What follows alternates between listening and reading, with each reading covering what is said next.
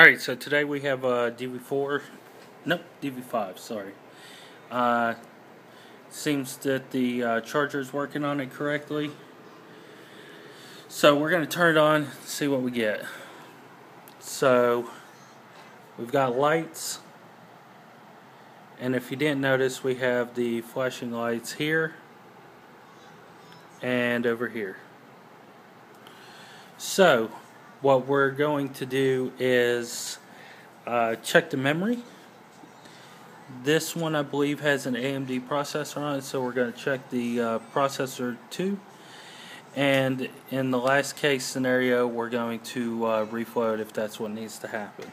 So what we're going to do is start taking off the doors and checking the first things that we can check, and then go from there and see what we can find to get it to turn on. Alright, so we're done with the board. We have it in our test mode here set up. So we turned it on. We've got our lights. We're going to see if we can't get our backlight to engage. There we have it. Everything looks like it's good. It's going to come up, say operating system not found. Here we go. Check some error. Load CMOS, defaults, yada yada yada. So we know the system's good. We're going to take and start it up into the BIOS and run it for 2 hours. But that's for our thermal compound to be cured.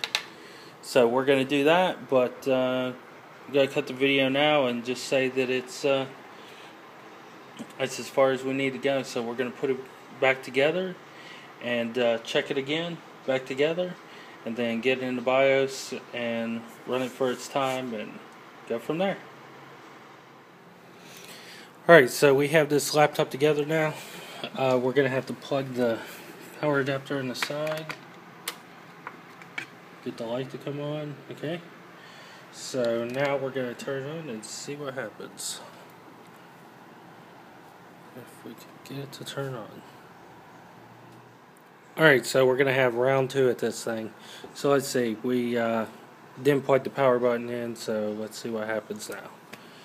So I got it turned on. We've got lights. Let's see if we can get into the BIOS. Just make sure the keyboard's working. We'll do F5. Let's load in the defaults. We'll go there. So it looks like everything's working as far as the keyboard and such goes. So what we're going to do is turn this off, then go into the BIOS and start our diagnostics and make sure everything checks out there, but we're pretty certain that it's going to.